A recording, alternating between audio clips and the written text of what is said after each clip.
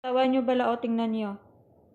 Oh, may darating na delivery, tumawag. Tapos yung mga alaga ko, oh, nag-aarangot sa akon. Itong isa, kumapit dun sa, ano ko, oh, sa jogger ko. Hindi, kinuha ko na lang. Tapos tahol ng tahol. Oh, pasok doon. Paano tayo kukuha ng delivery sa labas? Kita mo lang? Balik na sa loob. Balik doon. Lakat na.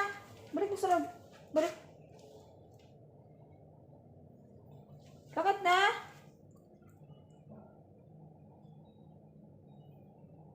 Pinapakinggan nila yung ano, yung ingay sa labas. Kasi parating na yung delivery, yung lulutuin ko. Parang baliw to si Paris. Talagang ano niya eh. Kung hindi ako nakapantalon, nakapajama, hindi dapat nakagato na naman ako. Galit na galit talaga to kapag lumabas ako ng pintuan. Tamo, maabang yan. Bala ka dyan. Balik sa loob. Balik doon, balik doon. Balik. Balik. Tamo siya. Oo. Sunod na sunod. Maantay ako dito. Kasi mamaya, pag andyan ako sa loob, pag dumating at mag-doorbell, hirap naman ako lumabas. Paabang ka dyan eh.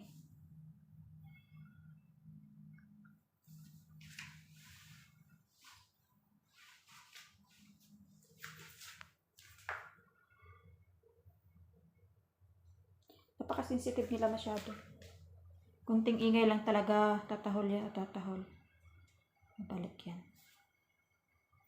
Balik yan pag may marinig dito sa pintuan. Ayan, so. Stay! Pat yung pet ni Milan, yamoy mo. Balik ka! Awawa naman na baby. Milan pa.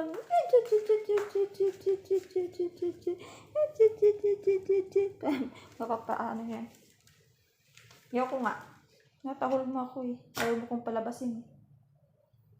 Anak ng tibak lang, tagal-tagal naman ng delivery na yan. Tumawag na eh. Tagal ng delivery? Matagal? Come here. Itong si Milan, sweet talaga to kahit kailan. Tapos pag ito si Milan yung unahin mo, yan, nagtatampo yan. Yan si Milan. Tatampo na yan, oh. Tatampo na si Paris. Kami. Oh, kita mo? Tampo na yan. Bahala ka sa buhay mo.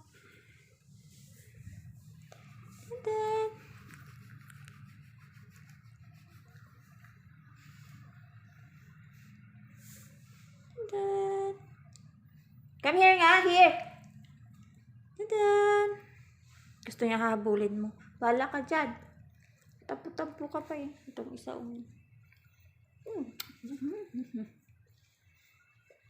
Hey! Huwag mo lang sabi ko. Hey! Go inside!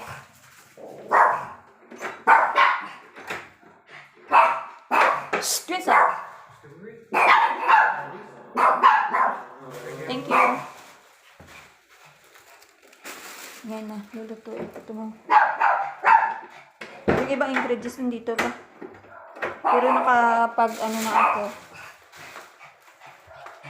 nakapag-prepare na ako ng iba na nandito na yung ingredients.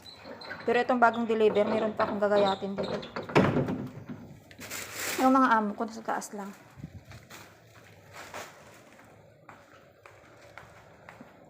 Sa baba yan sila mamaya. Mainit dito sa sa baba. Yan. Yung sapatos ko, nilabas ko dun. Bye guys, nag-prepare na ako.